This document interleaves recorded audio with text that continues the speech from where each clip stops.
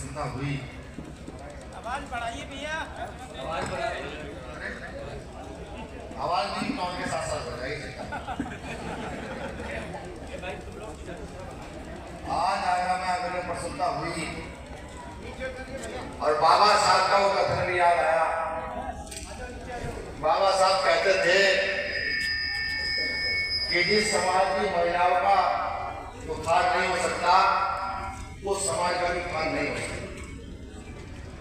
तो कथन आज में यहाँ देखने को मिल रहा है कि अगर डॉक्टर बाबा साहब अम्बेडकर के नाम पर इतनी सारी मेरी माताएं बहनें इकट्ठा, तो मुझे आशा है, पूरी उम्मीद है आने वाला भविष्य आप पर आपके बच्चों का समाज में अच्छा मिलता है और अच्छा हिस्सा होता है।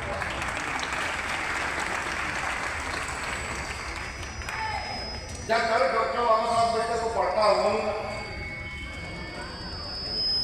और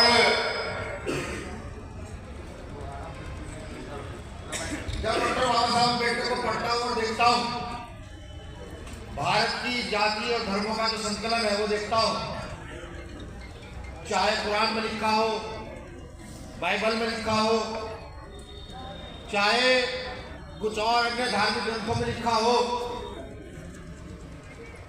जो उनमें अच्छी बातें हैं वो डॉक्टर अम्बेडकर ने संविधान में लाकर के लिख दी। जैसे बाइबल भी कहती है ईश्वर एक है और प्रेमी ईश्वर है।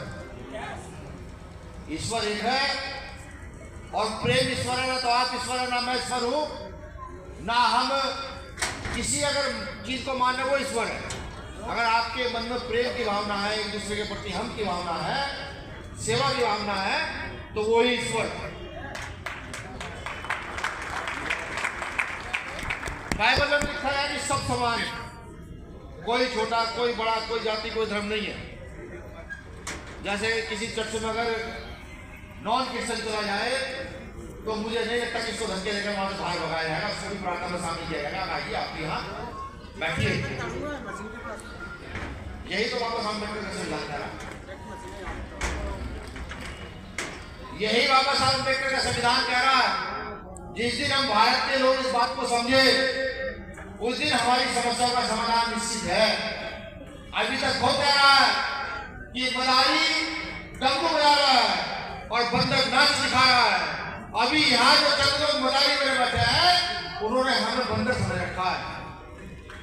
बंदर किस लिए कि हम उसकी डूडू को नाच रहे हैं, वो डूडू की बचाता है और हम त्राईमान करने लगते हैं कि कोई आए अपना कर बचा।